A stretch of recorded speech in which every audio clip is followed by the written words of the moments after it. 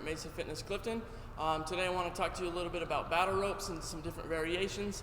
I don't see many people using these on their own.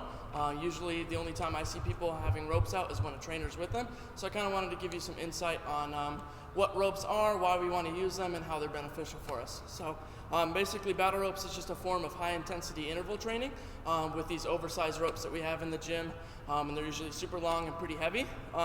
So they're really good because they're a low impact upper or lower body exercise. It provides benefit to our grip strength, shoulder strength, traps, biceps, triceps, and everything like that. And then as well as our legs if we do those variations that I'll show you here in a minute. So rope training is a form of HIIT training, so that's high intensity interval training. And the reason that's good is it can increase your EPOC. So that's basically your EPOC, so that's excess post-exercise oxygen consumption.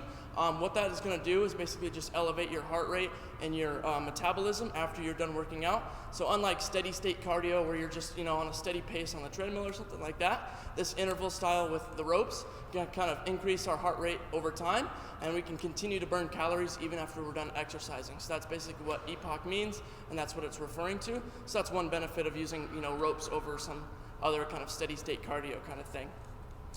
This method is super beneficial for those that have like joint issues in their hips or knees or stuff like that, and they can't do explosive movements like sprints or box jumps or something like that. These ropes are a good way that you can still do high intensity training without that strain on your joints and stuff like that.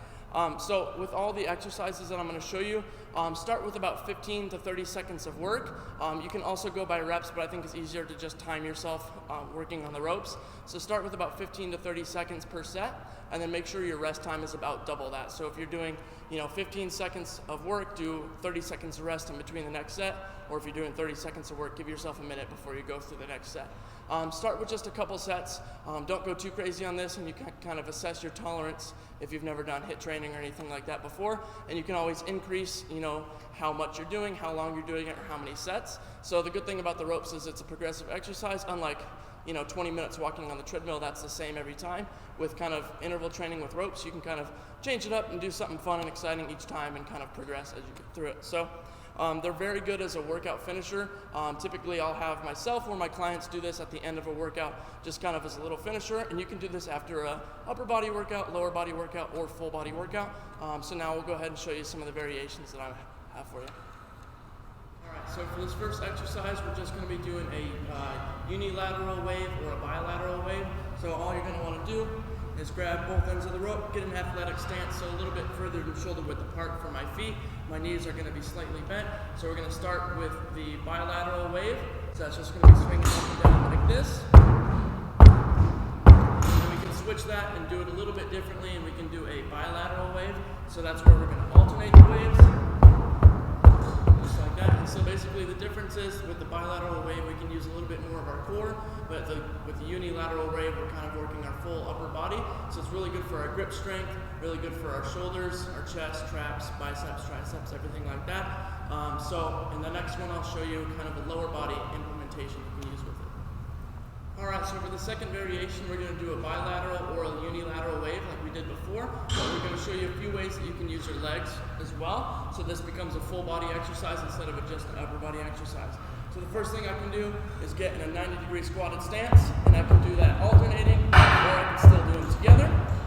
Another version we can do is we can get our stance a little bit wider, and I can do side lunges while I'm doing these ropes.